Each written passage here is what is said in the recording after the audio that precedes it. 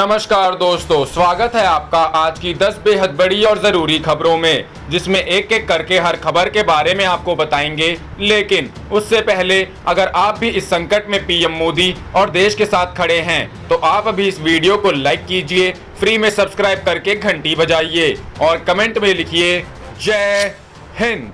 रुख करते हैं पहले खबर की तरफ। यूपी से आई राहत भरी खबर, पीलीभीत, प्रयागराज और हाथरस हुए कोरोना मुक्त। जी हां दोस्तों, उत्तर प्रदेश के 3 जिले कोरोना मुक्त हो गए हैं। गृह सचिव अवनीश कुमार अवस्थी ने शनिवार को बताया कि पीलीभीत, हाथरस, प्रयागराज जिले कोरोना से मुक्त हो गए हैं। ये पूरे प्रदेश के लिए अच्छी बात है। उन्होंने कहा कि यूपी कोरोना के नेशनल एवरेज में सबसे अच्छे पायदान पर है। यहाँ मामले कम हैं, ठीक होने वाले लोगों की संख्या ज्यादा है। पीलीभीत, महाराजगंज और हाथरस वे जिले हैं जहां कोरोना पॉजिटिव मरीज इलाज के बाद स्वस्थ हो चुके हैं और नए मरीज सामने नहीं आए हैं। कोरोना मुक्त हुए जिलों के प्रशासन को हर रोज सैंपल लेकर टेस्ट के लिए भेजने का निर्देश दिया गया है। अवनीश कुमार अवस्थी ने बताया कि प्रदेश में कोरोना के 869 केस रह गए हैं। कई जिलों में कोरोना खत्म हुआ है। आइसोलेशन वार्ड में 1025 लोग हैं। प्रदेश में 10,000 आइसोलेशन बेड है। इसके अलावा क्वारंटीन बेड 15,000 हो चुके हैं। अवनीश अवस्थी ने बताया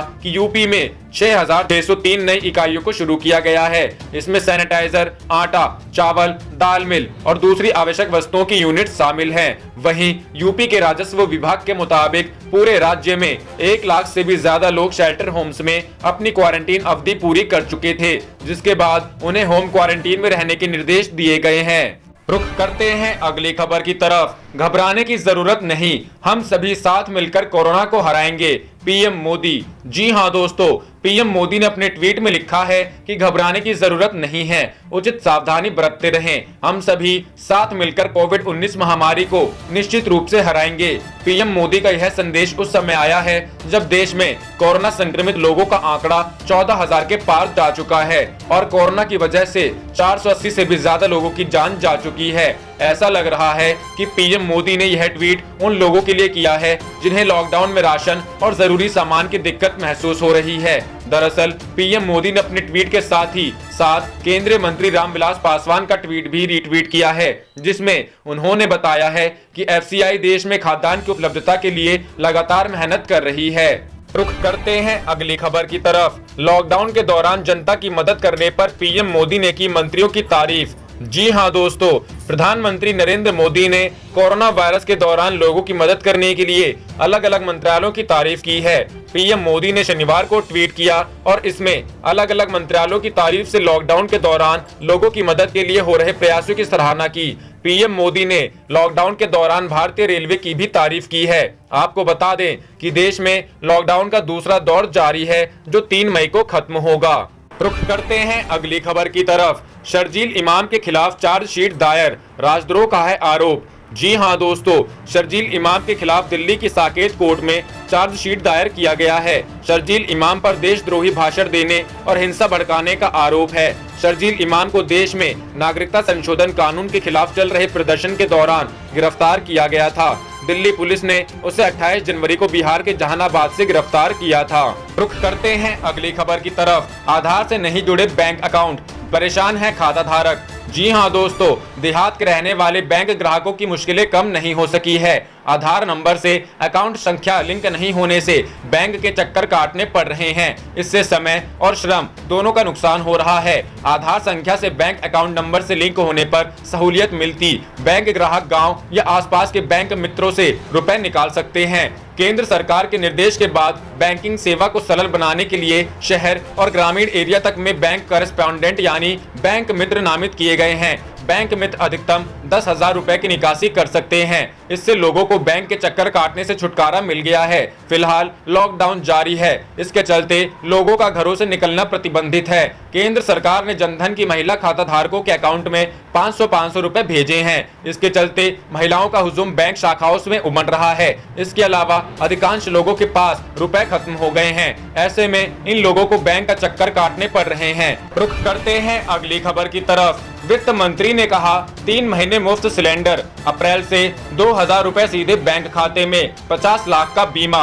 जी हां दोस्तों, वित्त मंत्री ने लॉकडाउन से प्रत्यक्ष रूप से प्रभावित गरीब और दिहाड़ी मजदूरों के साथ साथ गांवों में रहने वाले लोगों के लिए 1.7 लाख करोड़ के राहत पैकेज की घोषणा की। इसके अलावा कंस्ट्रक्शन से जुड़े 3.5 करोड़ मजदूरों के लिए 31,000 रुपए के फंड का सदुपयोग किया जाए। इसके लिए राज्य सरकारों से कहा जाएगा।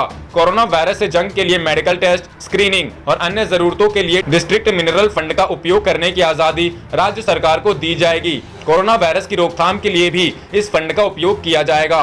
100 से कम कर्मचारी वाली कंपनी जिसमें 90% कर्मचारियों का वेतन 15,000 रुपए कम है, उसके कर्मचारियों के EPFO खाते में सरकार अगले 3 महीने तक कर्मचारी और कंपनी की तरफ से पैसे डालेगी। सरकार दोनों की तरफ से 12% का योगदान करेगी। इससे 80 लाख से ज्यादा मजदूरों को लाभ मिलेगा। संगठित क्षेत्र के कर्मचारियों के लिए EPFO के रेगुलेशन में बदलाव किया जाएगा।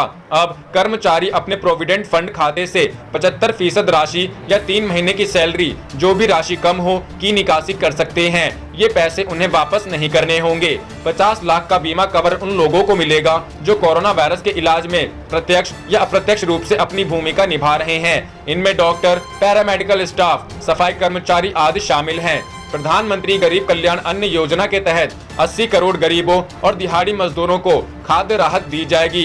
5 किलो गेहूं या चावल पहले से मिलता था, अब किलोग्राम अगले 3 महीने तक मुफ्त में देगी सरकार। लोगों को अपनी पसंद का 1 किलो दाल हर महीने फ्री मिलेगा।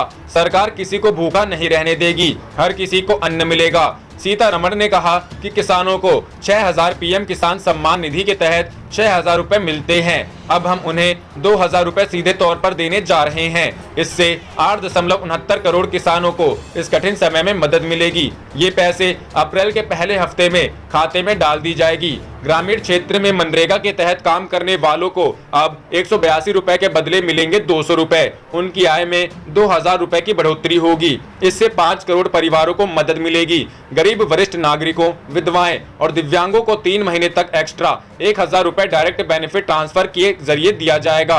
उज्ज्वला स्कीम के तहत 8 करोड़ से ज्यादा BPL महिलाओं को इस कठिन समय में 3 महीने तक LPG सिलेंडर मुफ्त में दिया जाएगा। 63 लाख सेल्फ हेल्प ग्रुप को 20 लाख रुपए तक का कोलेटरल फ्री लोन मिलेगा। ऐसे सेल्फ हेल्प ग्रुप से जुड़े 7 करोड़ परिवारों को इसका लाभ मिलेगा।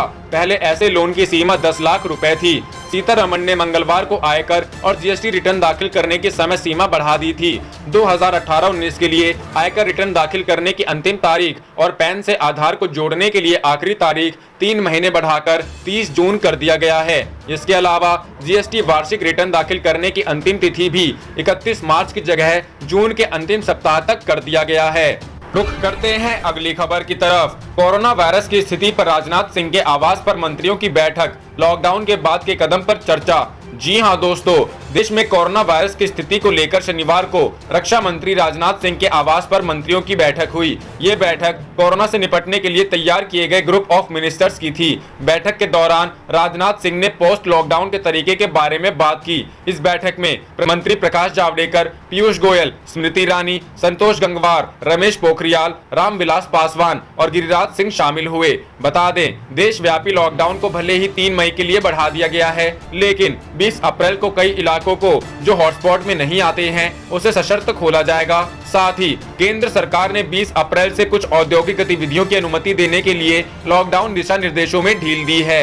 रुख करते हैं अगली खबर की तरफ। कोरोना के खिलाफ जंग के संयुक्त राष्ट्र ने किया देश को सलाम, बोले बाकी देश भारत से सीखें। जी हां दोस्तों, कोरोना वायरस के खिलाफ जारी जंग में भारत के उठाए कदमों की संयुक्त राष्ट्र के महासचिव एंटोनियो गुटेरेस ने तारीफ की है। उन्होंने कहा है कि बाकी देशों को भारत से सीखना चाहिए कि मुश्किल वक्त में कैसे बाकी बातें भूलकर राहत कार्य पर ध्यान दिया जाता है। उन्होंने यह बात भारत द्वारा अन्य देशों को हाइड्रोक्सीक्लोरोक्वीन दवा देने के संबंध में यह बात कही है। बता दें, बीते दिनों पहले भारत ने कोरोना वायरस का संभावित इलाज मानी जाने वाली दवा हाइड्रोक्सीक्लोरोक्वीन से प्रतिबंध इसलिए हटा लिया था क्योंकि उस समय अमेरिका जैसे कुछ देशों ने इस दवा की आपूर्ति के लिए भारत की मदद मांगी थी। रुख करते हैं अगली खबर की तरफ। दिल्ली में कोरोना संकट के बीच RSS ने संभाली कमान, इतने स्वयंसेवक बटा रहे राहत, पहुंचाने का काम। जी हां दोस्तों, कोरोना वायरस की वजह से देश भर में लागू लॉकडाउन की वजह से लोगों को हो रही दुश्वारियों को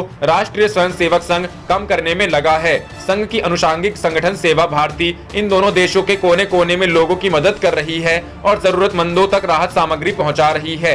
अकेले राष्ट्रीय स्वयंसेवक संघ की दिल्ली शाखा 22 मार्च से अनवरत लोगों की सेवा में लगी है। संघ के मुताबिक पूरे दिल्ली में अभी 179 रसोई चलाए जा रहे हैं, जिसके द्वारा शहर के 910 जगहों पर भोजन वितरण का काम नियमित रूप से हो रहा है। आप देख रहे थे आपका अपना चैनल। जय हिंद, जय भारत।